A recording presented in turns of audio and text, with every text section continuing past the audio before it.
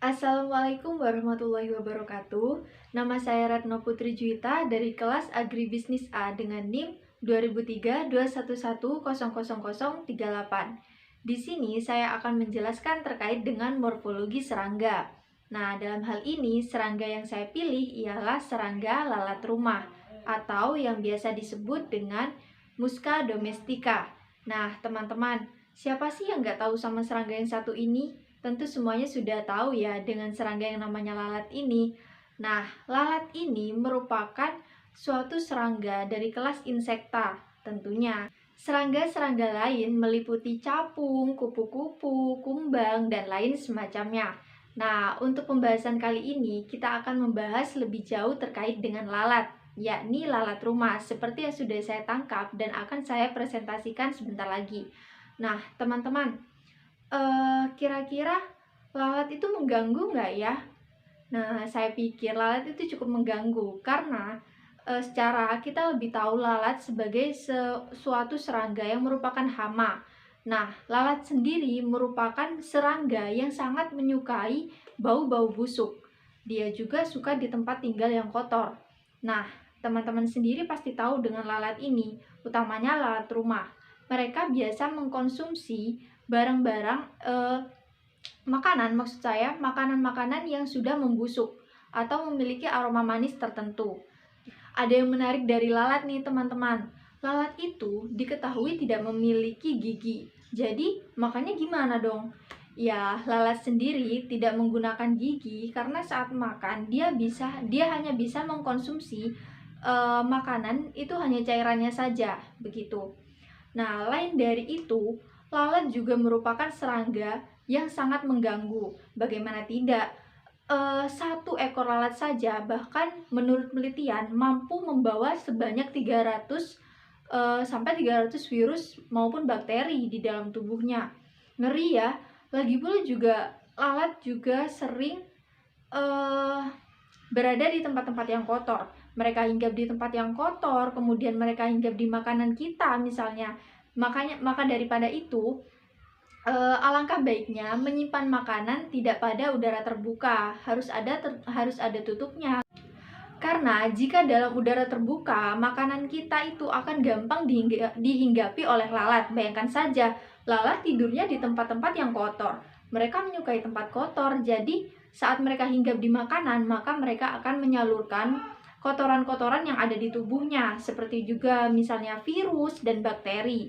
Nah, maka dari itu teman-teman, banyak orang-orang menggunakan perekat lalat. Nah, seperti yang sudah banyak kita ketahui ya, banyak orang menggunakan perekat lalat untuk menangkap lalat yang akan hinggap di makanan-makanan mereka.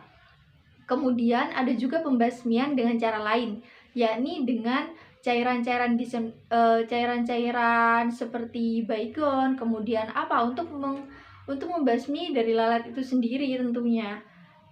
Kalau bicara soal lalat nih, gimana ya perkembangan dari lalat itu sendiri, metamorfosisnya begitu. Jadi, metamorfosis dari lalat sendiri ialah diawali dengan adanya telur. Kemudian setelah telur, beranjak kepada fase larva. Setelah larva atau belatung, nah mereka akan berubah menjadi pupa, hampir seperti kupu-kupu. Setelah itu, mereka akan menjelma menjadi lalat kecil, atau biasanya pada saat dia menjadi lalat kecil atau lalat yang remaja begitu ya, kita sebutnya, dia akan memiliki warna abu-abu kehitaman. Nah, kemudian saat dia beranjak dewasa atau menjadi lalat dewasa, dia memiliki warna hitam yang agak pekat atau keabu-abuan seperti itu. Nah, secara lebih jauhnya teman-teman nih, kita mungkin akan melihat ya bagian-bagian dari tubuh lalat itu sendiri. Nah, teman-teman, sekarang kita sudah punya lalatnya ya. Nih, saya harap kelihatan ya lalatnya. Ya, ukurannya karena dia serangga, jadi dia merupakan serangga yang kecil sih ukurannya. Ya, kita ambil dulu. Dia masih hidup, teman-teman. Nah, seperti ini ya. Kelihatan nggak? Sebentar. Nah, teman-teman, ini penampakan lalatnya ya.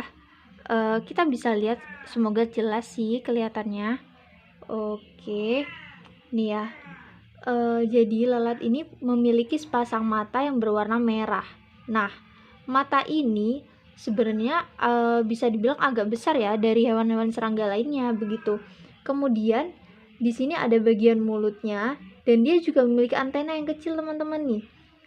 Sayang banget saya nggak punya kaca pembesar ya. Jadi ini bisa kita lihat. Nah, di bagian sini ada antenanya nih teman-teman. Nah, kemudian ini bagian yang berwarna hitam merupakan toraks atau yang biasa kita sebut bagian yang hitam ini. Nah, kemudian di sini ada bagian perut atau abdomennya.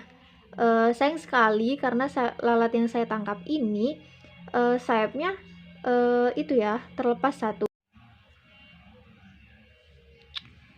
Nah, jadi lalat sendiri itu memiliki sepasang sayap dan untuk kakinya teman-teman ini kita bisa lihat nih kakinya. Nah, untuk kakinya sendiri dia itu memiliki 3 pasang kaki begitu ya. Nah, seperti yang sudah dilihat ini. Nah, teman-teman, sekian dari penjabaran terkait dengan lalat rumah yang telah saya lakukan. Kurang lebihnya saya ucapkan terima kasih dan mohon maaf. Wassalamualaikum warahmatullahi wabarakatuh.